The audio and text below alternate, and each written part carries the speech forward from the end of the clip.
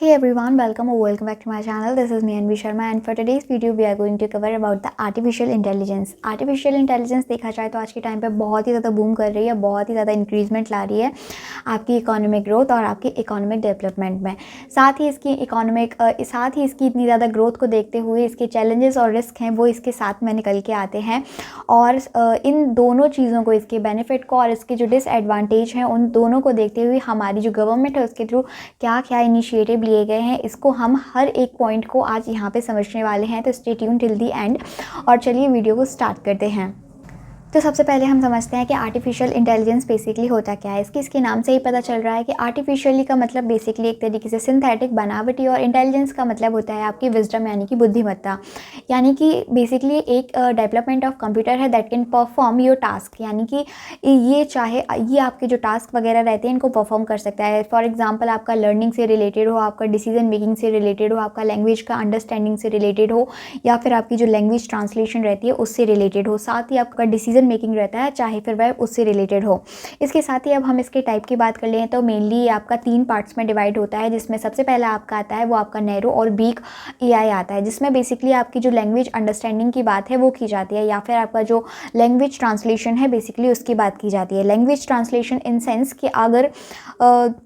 अगर हम अपनी ही इंडियन टेरिटरी की बात करें तो ये कनेक्टिविटी बिठाने का काम करता है, जिसमें देखा जाता है कि हमारे यहाँ पे 22 ऐसी ऑफिशियल लैंग्वेज हैं और ऐसी रीजनल लैंग्वेज हैं जिनकी प्रोनाउंसिएशन हम लोगों को मालूम नहीं होती है, लेकिन अगर हम चाहें तो इसको कॉमन लैंग्वेज में कन्वर्ट करके इसका यूज़ कर सकते हैं, जो कि बेसिकली आपकी जो ये फैसिलिटी है वो आपके आर्टिफिशियल इंटेलिजेंस के थ्रू प्रोवाइड कराई जाती है। साथ ही आपकी जो गेमिंग फैसिलिटीज़ रहती हैं वो भी ये प्रोवाइड कराता है। फॉर एग्जाम्पल अगर मशीन के थ्रू आपको लूडो खेलना है, मशीन्स के थ्रू आपको चेस वगैरह खेलना है, तो बेसिकली ये उसमें बहुत ज़्यादा हेल्पफुल रहता है। सेकंड टाइप की हम इसके जब बात करते हैं तो हम बेसिकली फोकस करते हैं हमारे जनरल और स्ट्रॉन्ग जो एआई रहता है उसकी तरफ, यानी कि जो ये सिमिलर टू आपकी ह्यूमन एक्टिविटीज़ होता है। फॉर एग्जाम्पल जो ह्यूमन इंटेलिजेंस रहती है, जिस तरीके से जो ह्यूमन रहता है वो लर्निंग प्रोसेस करता है, प्रॉब्लम सॉल्विंग करता है, क्रिटिकल थिंकिंग करता है, डिसीजन मेकिंग करता है, इसके साथ ही आपका लैंग्वेज को अंडरस्टैंड करता है, उसको ट्रांसलेट करता है, ये सारी बेसिकली जो चीज़ें आ जाती हैं वो आपके जनरल और स्ट्रॉन्ग बिहेवियर में आ जाती हैं। थर्ड हम इसकी बात करते हैं जो सुपर इंटेलिजेंस की बात करता है, यानी कि इसमें आपकी जो कॉग्निटिव एलिजिबिलिटीज़ रहती हैं मेनली उस पर फोकस किया जाता है। अब इनके टाइप्स को समझने के साथ साथ ये किस तरीके से हमारी जो डेली लाइफ रहती है उसमें हम इनको यूज़ करते हैं इसके बारे में फोकस करते हैं, यानी कि बेसिकली आपको ये क्या बेनिफिट पहुंचाते हैं और किस तरीके से ये आपके लिए हार्मफुल रहते हैं। तो सबसे पहले हम समझते हैं इनके बेनिफिट की तरफ। तो सबसे पहले जो हमारी प्राइमरी चीज़ रहती है, हमारी जो बेसिक नीड्स रहती है उनको फुलफ़िल कराता है। फॉर एग्जांपल ये हेल्थ सेक्टर में बहुत ही ज़्यादा इंपॉर्टेंट रोल प्ले करता है आपकी, चाहे फिर वो डायग्नोसिस को आइडेंटिफाई करने के लिए डिवाइसेस हो, या फिर आपकी जो कैंसर से रिलेटेड जो आपके एक्सरेज वगैरह होते हैं, जो आपकी लेज़र लाइट ट्रीटमेंट रहती है, इन सारी ट्रीटमेंट्स को करने के लिए बेसिकली आपका जो एआई का इंपॉर्टेंस होता है वो बहुत ही ज़्यादा होता है। इसके साथ ही हम जब एजुकेशन में बात करते हैं तो ये बहुत ही ज़्यादा आपको फ्रीली एजुकेशन एक तरीके से प्रोवाइड कराने का काम करता है। आपकी जो क्रिटिकल थिंकिंग रहती है उसको प्रोवाइड कराने का काम करता है। एक तरीके से आपकी जो क्वालिटी एजुकेशन रहती है वो प्रोवाइड कराने का काम करता है। आप देखते हो कि आजकल जो स्मार्ट क्लासरूम बनाए जाते हैं वो भी आपके एआई बेस बनाए जाते हैं, जहाँ पे हर एक चीज़ बेसिकली आपकी टेक्नोलॉजी के बेस पे रखी जाती है। आपका जो डिजिटल बोर्ड है उसका यूज़ किया जाता है, डिजिटल एक तरीके से आपके प्रैक्टिकल कराए जाते हैं जिसमें आपको हर एक चीज़ एक तरीके से अंडरस्टैंड करने का मौका मिलता है। साथ ही आपके रोबोटिक टीचर्स वगैरह भी प्रोवाइड कराए जाते हैं। इवन अगर आप फ़ोन में देखा हो या फिर आपके कंप्यूटर्स वगैरह में देखो तो ऐसे बहुत सारे ऐसे एप्लीकेशंस रहते हैं जिनमें आपको बहुत सारी इन्फॉर्मेशन है वो प्रोवाइड कराई जाती है। फॉर एग्जाम्पल आपका गूगल सर्च इंजन हुआ, आपका सीरी वगैरह, ये सारी जो चीज़ें रहती हैं वो एआई बेस्ड काम करती हैं और एआई जनरेटेड काम करती हैं। इवन अगर आप देखोगे तो व्हाट्सएप पे, फेसबुक पे और इवन आपके इंस्टाग्राम, ये सारी जो एप्लीकेशन है यहाँ पे भी बेसिकली आपका जो एआई है वो इन्फॉर्मेशन प्रोवाइड कराने का काम करता है। इसके साथ ही हम थर्ड बात कर लेते हैं हमारे एग्रीकल्चर सेक्टर की। एग्रीकल्चर में बेसिकली आपकी जो क्रॉप की इन्फॉर्मेशन प्रोवाइड कराने का काम करता है। क्रॉप को किस तरीके की डिसीज़ हो चुकी है और किस तरीके की पेस्टिसाइड्स की और कितने मात्रा में इसकी जो पेस्टिसाइड है उसको यूज़ करने की यहाँ पे फैसिलिटीज़ जो रहती हैं उसकी इन्फॉर्मेशन यहाँ पे बेसिकली उसके थ्रू प्रोवाइड कराई जाती है। साथ में आप आज के टाइम पे देखते हो तो टेक्नोलॉजी का काफ़ी यूज़ जो है एग्रीकल्चर में किया जाता है, यानी कि आपका जो एग्रीकल्चर बेसिकली की जाती है वो आज के टाइम पे ड्रोन बेस्ड एग्रीकल्चर की जाती है, जिसमें आपका जो फार्मर का एफिशिएंसी रहती है और इफेक्टिवनेस रहती है किसी भी काम को करने के लिए, वो बहुत ही ज़्यादा आपकी सॉल्व हो चुकी है। इसीलिए ये एग्रीकल्चर में भी एक बहुत ही ज़्यादा क्रिटिकल इंपॉर्टेंट जो रोल है वो प्ले करता है। इसके साथ ही आपकी जो डिफेंस और टेक्नोलॉजी वगैरह इन सारी चीज़ों में तो आपकी हेल्प करता है, यानी कि डिफेंस के लिए बेसिकली आपकी जो मैन्युफैक्चरिंग रहती है, जो आपके इक्विपमेंट्स बनाए जाते हैं, जो सॉफ्टवेयर इंडस्ट्रीज़ रहती हैं, उनको बहुत ही ज़्यादा बूम पहुंचाने का काम करता है। साथ ही आपकी जो सेमीकंडक्टर्स वगैरह होते हैं, इनको भी और रिसर्च एंड डेवलपमेंट में बहुत ज़्यादा फोकस करता है, जिसके थ्रू आपकी जो इकोनॉमिक ग्रोथ रहती है और आपकी जो इकोनॉमिक डेवलपमेंट रहती है वो कहीं ना कहीं आपकी बहुत ही ज़्यादा इंक्रीज़ होती है। इवन आप देखो कि अगर जो सॉफ्टवेयर इंडस्ट्रीज़ रहती हैं, तो जहाँ पे आपका जो जॉब एम्प्लॉयमेंट रहता है, जहाँ पे जो ऐसे लोग रहते हैं जो एआई बेस्ड सॉफ्टवेयर इंजीनियर कहलाते हैं, वो लोग यहाँ पे काम करते हैं। इवन आपने अब्दुल सबाज का केस ज़रूर सुना होगा, तो उनकी जो जॉब थी बेसिकली वो यही थी, सॉफ्टवेयर एआई इंजीनियर की उनकी जॉब थी। इसके साथ ही हम बात कर लेते हैं कि किस तरीके से आपकी जो रोबोटिक चीज़ें बनाने में है वो काम करवाता है। इवन आप लोगों ने देखा होगा कि एजुकेशन सेक्टर में आपका रोबोटिक बनाने का काम किया जाता है, हेल्थ इंफ्रास्ट्रक्चर में भी आपके रोबोटिक्स काफ़ी हेल्प करते हैं। साथ ही आपकी जो एफिशिएंसी रहती है, ट्रांसपेरेंसी रहती है, अकाउंटेबिलिटी रहती है, इवन आपकी जो टोटली गवर्नेंस रहती है उसको प्रमोट करने का काम यहाँ पे एआई के थ्रू किया जाता है। इवन आपने रेस्टोरेंट वगैरह में आजकल देखा होगा कि जो रोबोटिक्स है उनके थ्रू सर्विंग वगैरह की जाती है, जो एक तरीके से आपकी न्यू टेक्नोलॉजी, इनोवेशन और रिसर्च को प्रमोट करता है। साथ ही आपकी जो क्रिटिकल थिंकिंग रहती है उसको भी एम्पावर करता है कि हमें किस तरीके से और इन्हेंस करके और बूस्ट करके किसी चीज़ को बनाने की यहाँ पे आवश्यकता पड़ जाती है। साथ ही ये आपकी कनेक्टिविटी को बिठाने का भी काम करता है, इन सेंस अगर आप किसी फर्दर नेशन के साथ अपनी जो ट्रांसलेशन है, अपनी जो कनेक्टिविटी रखना चाहते हो, तो बेसिकली हमारी जो लैंग्वेजेस होती हैं वो सेम नहीं होती हैं, जहाँ पे हम लोगों को अपने जो थॉट्स रहते हैं उनको प्रोसेस करने में, एक दूसरे के साथ उनको फेस टू फेस कन्वर्ट करने में इश्यूज़ आते हैं, जो कि आपका जो एआई बेस्ड सिस्टम रहता है वो ट्रांसलेशन का अच्छा तरीके से काम करता है। इसके बहुत सारे बेनिफिट होते हैं, जिसके साथ ही इसके कंसर्न और इसके जो रिस्क वगैरह हैं वो भी यहाँ पे निकल के आते हैं। सबसे पहले जो इसका रिस्क निकल के आता है वो आपका साइबर क्राइम रहता है।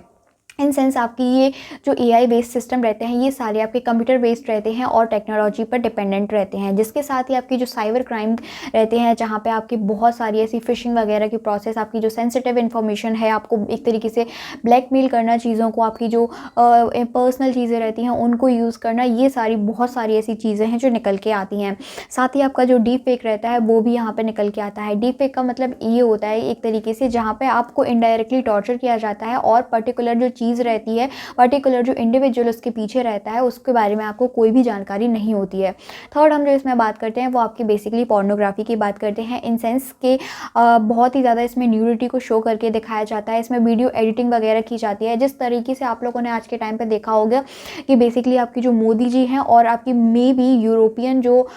मेलोडी जी हैं, उनकी किस तरीके से जो एडिटिंग के थ्रू उनकी वीडियोज़ वगैरह सर्कुलेट की जाती हैं, उनकी फ़ोटोज़ वगैरह सर्कुलेट की जाती हैं।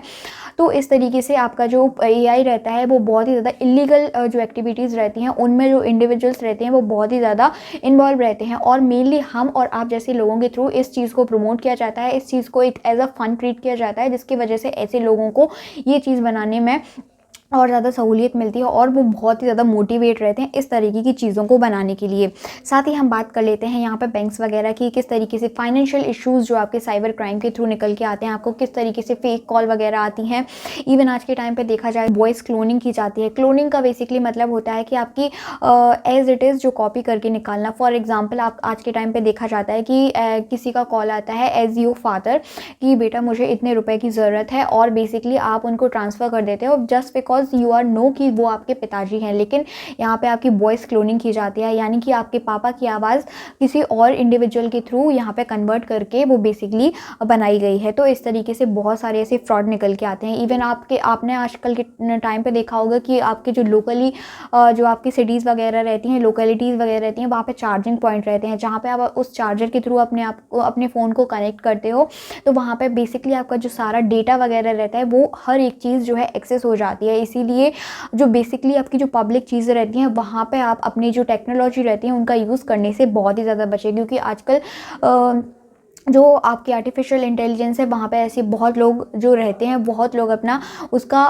अनहेल्दी और इलीगल तरीके से उसका फ़ायदे उसको एक तरीके से ख़राब करने में तुले हुए हैं। सेकेंडली हम इसमें जॉब अपॉर्चुनिटी की बात करते हैं, यानी कि इसके थ्रू बेसिकली जो जॉब अपॉर्चुनिटी रहती है वो मैकेनिज़्म आपका रहता है, वो मशीन के थ्रू हो जाता है, जिसमें आपको एक तरीके से लेबर वर्क या इंडिविजुअल की ज़रूरत नहीं पड़ती है। मेनली ये कंसर्न देखा जाता है हमारे इंडिया में, क्योंकि हमारी जो इंडिया है वो बहुत ही ज़्यादा डाइवर्स कंट्री है और मेनली यहाँ पे यूथ जनरेशन पाई जाती है, जो कि एक तरीके से लेबर ग्रुप है वो बहुत ही ज़्यादा है। और इस तरीके से हमारी जो जॉब अपॉर्चुनिटीज़ रहती हैं, जो लेबर वर्क रहता है, उसको ये बहुत ही ज़्यादा एक तरीके से चैलेंजिंग वे में अफेक्ट करने वाला है। इसके साथ ही हम इसकी मोनोपोली की भी बात कर लेते हैं कि जहाँ पे जब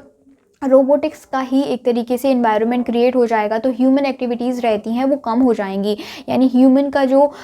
एक तरीके से सोचने समझने की क्षमता रहेगी वो बहुत ही ज़्यादा कम हो जाएगी। जो ह्यूमन रहेगा वो मशीन पे बेस हो जाएगा। इवन आपने एलोन मस्क जो रहते हैं उनके स्टेटमेंट में ये सुनाई होगा कि एक समय ऐसा आएगा फ्यूचर में जहाँ पे जो आपके रोबोटिक्स रहेंगे वो एक तरीके से आपके जो ह्यूमन बॉडी रहेगी उसको टारगेट करेंगे, उसको एक तरीके से अपने अकॉर्डिंग चलाने की कोशिश करेंगे। तो इसके साथ ही का जो ह्यूमन हेल्थ रहता है, जहाँ पे आपकी जो थिंकिंग पावर रहती है उसको भी कहीं ना कहीं इफेक्ट करेगा, क्योंकि अगर हम लोगों को कोई चीज़ नहीं आती है तो हम बेसिकली उसका सॉल्यूशन जो है वो ढूंढ लेते हैं। फॉर एग्जांपल हम एजुकेशन सेक्टर में देखते हैं, जहाँ पे आपके जो आज पहले के टाइम पे जो हैंड रिटन नोट्स बनाए जाते थे, आजकल देखा जाए तो एआई के बेस पे आपके जो डिजिटल नोट्स वगैरह हैं उनको भी प्रेफर किया जाता है। तो ये आपकी एक तरीके से हेल्थ, आपके एनवायरनमेंट को बहुत ही ज़्यादा इफेक्ट करने वाला है। आपकी जो क्रिटिकल थिंकिंग रहती है, क्रिटिकल पावर रहती है, उसको बहुत ही ज़्यादा इफेक्ट करने वाला है। तो एक तरीके से देखा जाए तो